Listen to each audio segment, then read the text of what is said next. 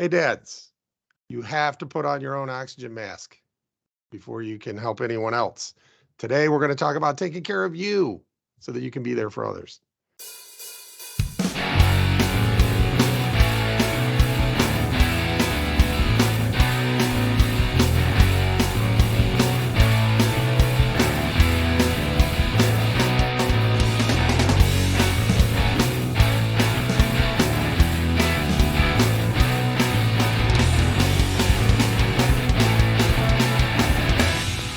I'm a dad, baby.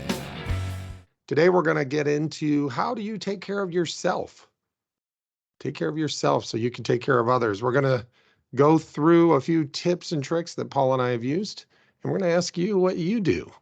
And then we get off into a couple of tangents about hustle culture and green bean casserole. Green bean casserole recipe. Actually, there is a green bean casserole recipe in here. Welcome to the show. Hey, this is Better Off Dad with Paul and Steve. And we don't have we haven't picked out a topic. So if this show seems like it has a theme, good. Let us know what it is in the comments. Yeah, let us know what it is. When you get done liking, subscribing, hitting the bell, let us know what the theme is. I think it's self-care. It's Self-Care Thursday. And I'm sitting here at the dining room table. That's why my background looks different. The sun, we're recording in the afternoon, and the sun shines through, and there are no leaves on the trees yet. So it causes a huge glare on my face. Pretty brutal. I already have a face made for podcasting. I don't need like the sun shining in my face.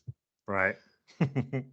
Normally we record on Mondays, but this has been a week. Mm-hmm. This has been a week, and we, I think having a weekly show forces us to record. When we don't have anything, we'll go weeks without doing anything. Yeah. So that's maybe tip number one when you're a dad. Hey, dads.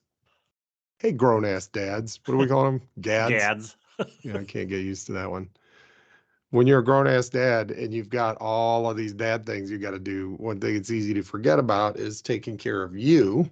Mm-hmm. And as we often say on this program, it's like when you're on the plane and they tell you to put your mask on first before you help somebody else, because if you ain't got no oxygen, you can't help anybody else. Right. So, once in a while, you just got to provide yourself with a little oxygen, Mm-hmm. Mm-hmm. And this is the week where things, sort of piled up. And so tip number one, if you have a thing that is yours, and right now this podcast is my thing. Same. It's not like anybody else is depending on me to do this. This is me depending on me to do this, and Paul depending on me to show up. And I don't know, the YouTube seems to have collected, I can't really say our 8 listeners or 6 listeners when we're getting 50 views on our videos. So maybe more people are starting to go, yeah, I'll miss you guys if you don't do a weekly show. Yeah. I think that's important for mental health. It's one of the things, if you go to therapists to help your kids out and you talk to the therapist, is one of the things they'll tell you is encourage them to find a thing where other people depend on them, where they're serving others, because that helps your mental health to feel like other people depend on you. I don't know if you've heard that before. Yeah. I've been in therapy. I've heard it. It's not always the case, but it does help to have something. Get that dopamine rush to pick yourself up a little bit. Yeah, it's sort of a purpose. That's tip number one. Find your thing. And for me, it can't be. I'm not good at that. I think we've talked about this before. Like, I pretty much have stopped doing everything I used to do. Yeah, a lot. Same here. A lot of what I used to do is no longer important to me. Yeah, that's a good point. It's not like I'm sitting here going, man, I wish I would take the time to make beer. I wish I would take the time to watch sports ball. I don't miss it. You know, I No. used to watch a lot of football. I used to make beer. What else did I used to do? I guess used to go to the dad's club meetings. Mm-hmm. So that was just going to the bar and drinking. Self-care, Self-care. self-medication. Exactly. I don't really do that stuff anymore. I don't really miss it. Yeah. But then what that results in is like, okay, so what do I do? This. Yeah. I do this. So. And we thank you for it. And not every, and whatever your thing is, we're pre-programmed or programmed since birth or something that in this country that our thing is supposed to make us money in some Oh, way. right. And when it reaches that level, it ceases to be that thing you do, and it becomes that thing you have to do. Oh, that is true. And you'll do things you don't really care about. Yeah. I got into that a few years back. I was going to do this thing where I was going to, I wrote this workbook on how to, so I got into the hustle culture. Mm-hmm. Yeah, you did big time. Yeah. And because the grift is good. I mean, these people are really good at convincing you that if you just you follow their steps, it's a recipe. It's like cooking, it's like cooking a meatloaf, right? You just follow the recipe. I don't know why I picked meatloaf. Because meatloaf is delicious. How about chicken soup? I can't eat chicken. What's something that's easy? What's something that's hard? Oh, green bean casserole. I was just gonna say green bean casserole. It's like green bean casserole, right? You just follow these simple steps Yep. and you end up with delicious green bean casserole, and it's really hard to mess up. Right. It's the dish that literally anyone can make with 3 ingredients in an oven. Kind of hard to mess it up. It's like 3 chords in the truth. 3 ingredients in the oven. Get yourself a can of green beans, some cream of mushroom soup, and some fried onions, and just you got green bean casserole. But it's easy, you follow step 1, step 2. So the hustle grift is it's I've literally made millions of dollars. Here's I can prove it because I'm standing in front of a fancy sports car. Yeah. And I did it by studying what other people have done. And I can prove that too, because I got these books behind me, these books written by people you've heard of, Yeah. Also notice that my house is very white and it's probably given to me by a sponsor. So there's that. Yeah. Notice how beautiful my house is. Or look at the boats in the back of me with the nice beach in the background. Anyway, so step 1, step 2, step 3, right? And all you got to do is subscribe to my thing. And oh, by the way, there's a money back guarantee. If you do all the steps, all you got to do is send me the website and I'll go check it out. Make sure you did the steps. And if you want your money back, I'll give you your money back, right? If you didn't make money. If you don't think it was worth what you paid me. So I fell for it. I paid some money. I learned the steps. I did most of the steps. I didn't do enough of the steps to be able to, because it turns out it's not that easy. Oh, really? Do tell.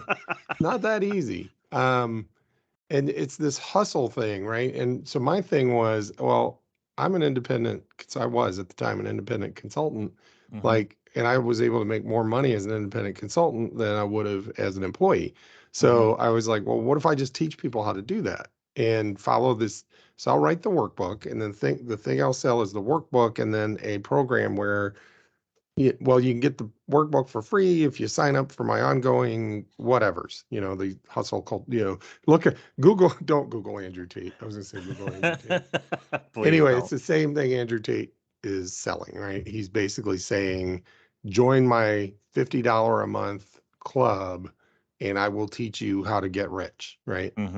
The difference between Andrew Tate and the other people, the ones I fell for and stuff, is he is light years better at it, and he has absolutely zero ethical compass at all. He's a complete narcissist. Yeah. But anyway, so what I ended up doing, I didn't really care that much about the workbook. I didn't care that much about running the workshops. If I ever got that far, all I wanted to make the money, right? Right. So that thing that you want to do, if you pick something where you're like, well, as long as I'm doing the thing, I might as well make money at it. you will end up doing stuff you don't really like. You Right. won't be proud of it. Right. See, I think where I went wrong, like decades ago, was listening to people. When I and Sound I look, advice. Never listen to well, anybody about and I anything looked, right, never listen to anybody about anything. under any circumstance. Well, you know, when I look back on the people that would tell me stuff, and I think, what did they what did they have? Honestly, so Right. like I probably never would have tried to pursue like art as a career if I hadn't listened to people I shouldn't have. Hmm. But the double-edged sword is, of course, I have some of my best friends come from that, less than successful endeavor. Yeah, that's an interesting one. Because like if you take Gerard Way as an example, the creator of Umbrella Academy and Hmm. uh, And that lead other thing. singer, lead singer, vocalist of American rock band My Chemical Romance. He was an artist, he went to art Hmm. school Hmm. and, he pursued art as a career, drawing cartoons or whatever. And then he watched 9/11 happen from up close Yeah. and decided the same for me. Hmm. I'm going to try this music as a career. Now, it worked. It worked out. For most people, it doesn't, Yeah. so a little bit of luck, a little bit of talent, a little bit of right place, right time, and it A worked lot of out right for him. place, right time, but yeah, Yeah. you can't discount talent and talent and heart. Talent, heart, and right place, right time. Hmm. But is that advice? Like, would he go like would that be good advice? Like if he was talking to somebody who said, "Yeah, I went to art school, I'm drawing cartoons, I'm making okay money."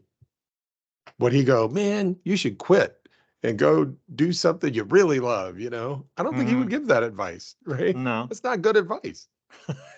No.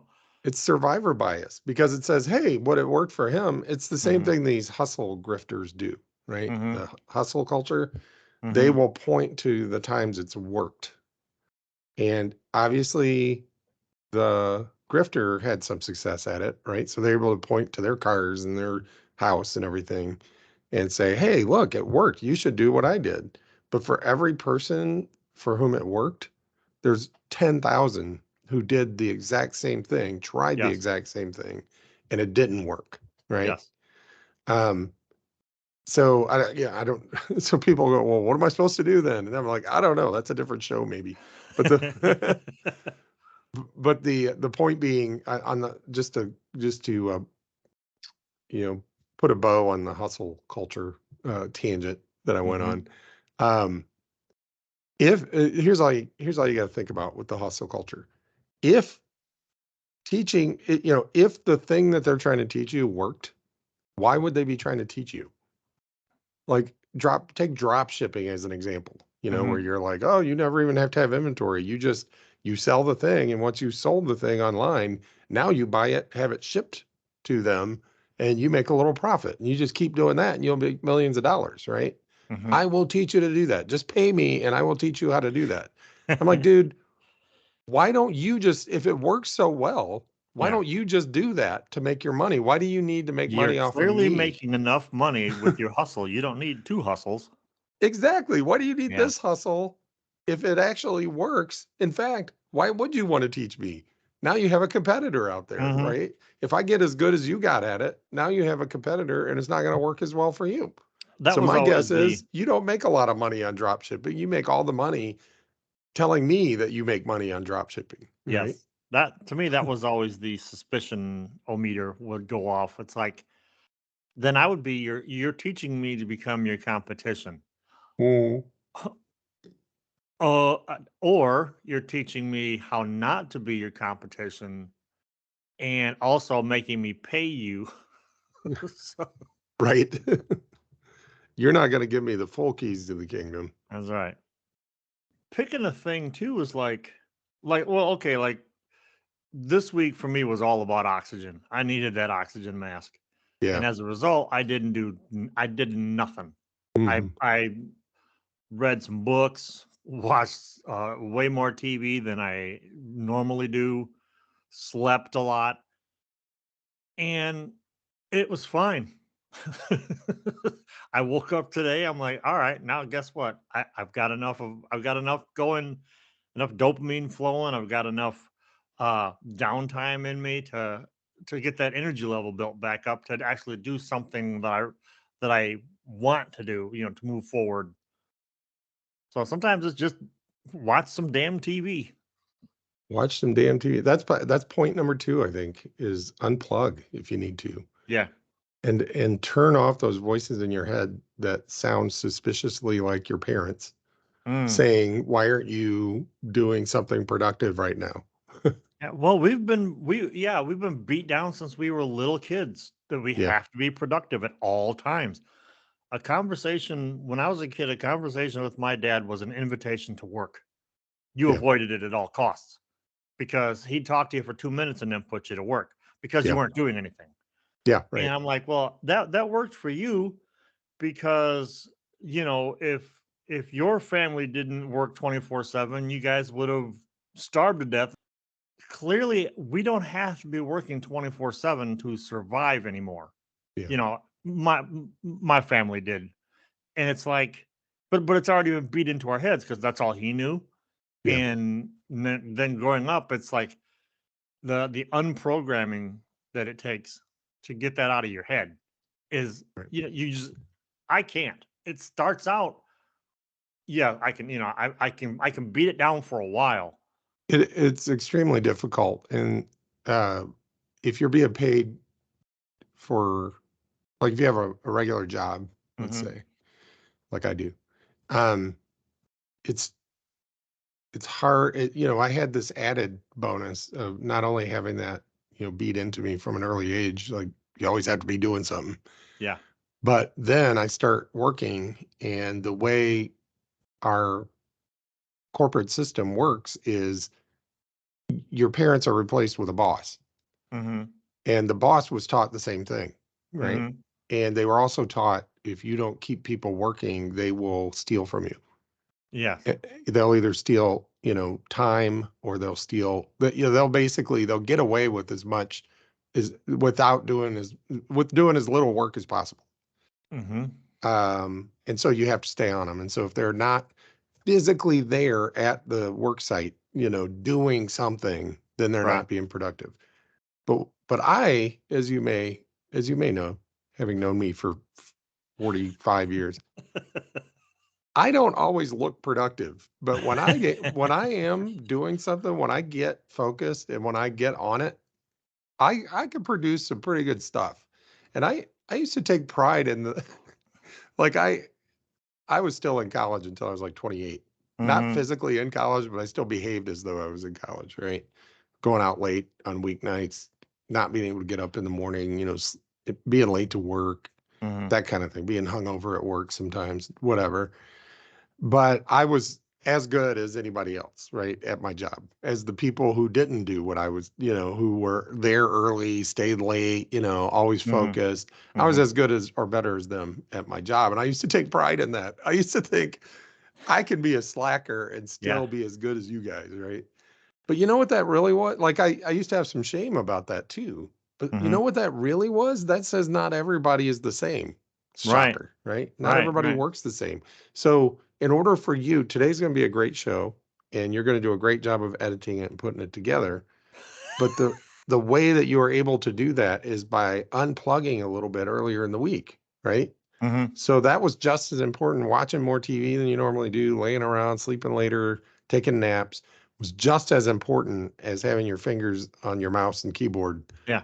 and doing work, right? Hmm. Hmm. Because the work output the work you're gonna put out is Yeah. better. I said fingers on your mouse and put out like in the same paragraph. See, I always subscribe to that line from Tremors, where which was "Oh, we plan ahead so we don't have to do anything right now. Yeah, right. But That's a when good we line. do, but when we do fire into it, it's on all cylinders. So, It's the quality of what you end up with, not the amount of time you put into it or the hmm. quantity of time you put into it. It's the quality of what you put out there. Hmm. Which is why for years now, and I'm getting it ebbs and flows, but for years I've been adjusting my career to the point where it's more important that I have great ideas and that I know how to implement those ideas so that people can be successful.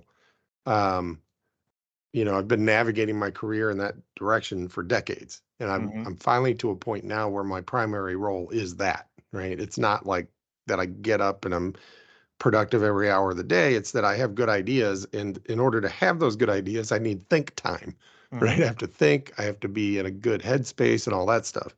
The problem is it ebbs and flows, and lately, one of the issues with my mental health lately is because of some issues at work, I had to jump in and take on some work that is not that. It is like nose to the grindstone type, put your head down, do work type work.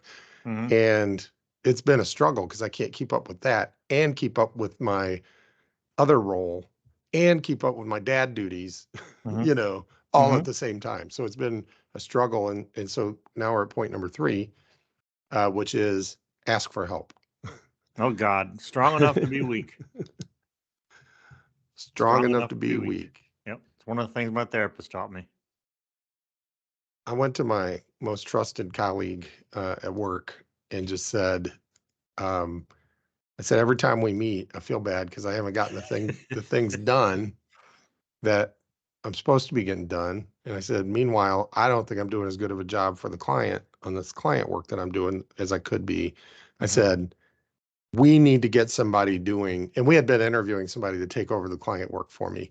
I said, we just need to make an offer, give him whatever he asked for. We have to get him on board because I don't enjoy that work anymore like I used to.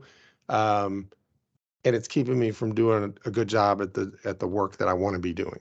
And I said, I just feel, and she, of course, the first thing she always does is like, tells me it's not my fault and it's okay. And it happens to all of us. And I'm like, thank you for all of that. That's not exactly what I need though. Because I know it's not my fault and I know it happens to everybody. And I know what I really, but thank you. Thank you for that. I'm just trying to be factual. I'm just trying to be factual to say, I haven't been doing as good a job. And here's a solution. We need to get this other person on board to take that piece away from me. And she's like, absolutely. She said, I'll do that right now. So we hang up the phone. 15 minutes later, she said, it's a yes. He accepted our offer. He can start next week. And I was like, just a load lifted off of my shoulders at that point. I was in a better mood. I felt better. I probably treated my family better. Just everything felt better immediately, even though it was a help is on the way, like the cavalry's coming. Like or Mrs. Doubtfire.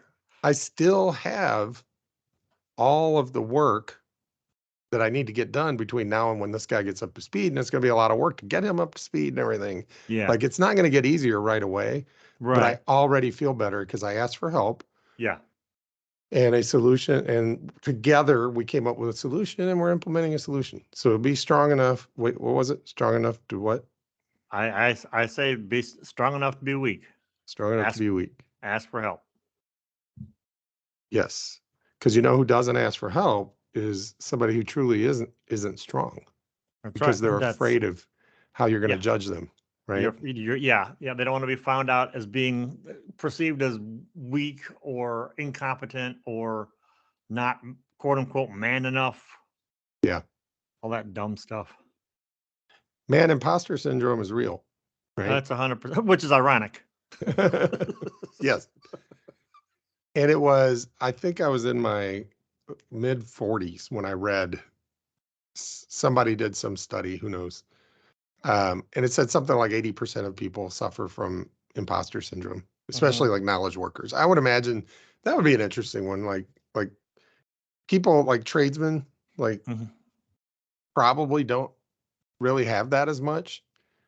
And here's my guess. So what is imposter syndrome? If you're listening, you don't know what that is.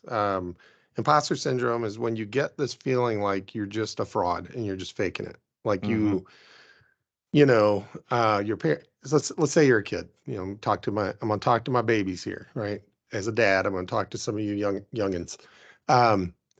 Your parents tell you, you're doing great. I'm proud of you. I love you. Hopefully they do. If they don't, I'm going to talk right into the camera. If your parents haven't told you this, I'm telling you, I'm your dad now. Okay. I love you. You're doing great. I'm very proud of you. You've just making it this far is a success, you know. And if you're watching this, you probably know me and you know I'm serious. You're doing great. Now, that little thing in the back of your head that's saying, yeah, but he doesn't really know. He doesn't really know me, right? He doesn't know the thoughts I have in my head. He doesn't know me in my weaker moments. He only sees like the outward me when I'm at my best. I've had time to get ready. I had time to clean my room. I had time to, you don't see the thoughts in my head that tell me that I'm not good enough, right? That's imposter syndrome. You don't think you're good at anything except for fooling other people into thinking you're good at something. And I had it bad. You want to talk about a case of imposter syndrome. In my career, I was just like, I don't know what I'm doing, and nobody realizes it, right? And when I read 80% of people feel the same way, I was like, oh, okay, so I'm normal. I'm thinking that statistic's a little bit higher in the Midwest. Yeah, you're probably right. I met one of us that didn't, even if they wouldn't admit to it, you could tell they suffered from it. Yeah. Yeah, absolutely. But then I was thinking, well, what if you're like a plumber or a carpenter, right? And the thing that you build doesn't fall down. And that happens over and over because, or you're a plumber and you're able to, the sink gets unclogged or whatever. That's got to help, right? Because you're seeing immediate results. Yeah, you would see it right there. It's like, well, I haven't gotten any calls that, the toilet's overflowing and they don't know why. Right. The wiring works, the roof is still on the house. Yeah. Yeah. But so how did I get on imposter syndrome? I'm saying ask for help because, that's it. By the way, you're not as good at hiding. This is the bad news. You're not as good at hiding your faults and weaknesses as you think you are. So if you have somebody you trust that you can go to and ask for help, they probably already know. They probably have some of the same insecurities and weaknesses, right? Yeah. Or they may complement your strengths, meaning you're good at stuff they're not good at, and they're good at stuff you're not good at. And so they already know what you're not good at because they're good at it. And they like working with you because, hey, you're not good at, holding the board up, and I'm not good at nailing it in. So we make a good team, right? So if you came to me and asked me for help, I already know you're not exposing any weakness to me. I already know all your foibles. And that's important, is to find that person you can do that with. Most people, I would hope it's their spouse or significant other. But, that's a fine hope you have there. Well, you see how well that worked out for me. Yeah, for 10 years, I don't think it was that person. It is now probably, but it 100% is now. And by the way, it's multiple people. It depends on the situation. So if it's parenting, whoever your co-parent is, if you have one, if you have another person, so I do. You don't or kind of do? I have a good support group. Good. All right. So you go to this other person who's also responsible for parenting your kids, and you talk to them about it. If it's work, hopefully you have somebody at work, right? If it's anything else, hopefully you have your own little Paul Schultz in your life that you can message. Or your Steve Vincent or your Amy. Yeah. Or your Amy or your Steve. Yeah. The two people I message the most. It's always you and me and you and me and me and you and you and me and your friend Steve. And your friend Steve. Poor girl. We could go on, but I think that's probably enough tips. They're not going to remember all of them if we give too many. Well, did you have any in mind you wanted to? No. Well, the ones that we discussed are the ones that I had in mind. So we're good there. Yeah. Find a thing, let yourself unplug, and don't worry about always being productive, and be strong enough to be weak and ask for help. And also, here's another one. If you have one that we haven't covered, leave it in the comments. Maybe we'll put it in a future show or talk about it at some point. Yeah. So, just to sum things up, take care of yourself, because dads, you're not going to be able to help others if you don't take care of yourself. That's right. So, and then how do you do that?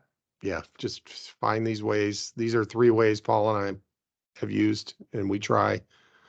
Yeah, and let us know what your ideas are. Absolutely. Especially if we have any licensed therapists that listen. Would love to hear from you guys. For sure. Yeah, maybe even on a personal level. Yeah, right. Send us a message. Like if we're about to do something, if you're like, no, don't do that one. Definitely tell us about that. Cool. But we're, in the end, we're better off dad. Mm-hmm. We're just trying to do the right thing when things are hard, and it shouldn't be this hard.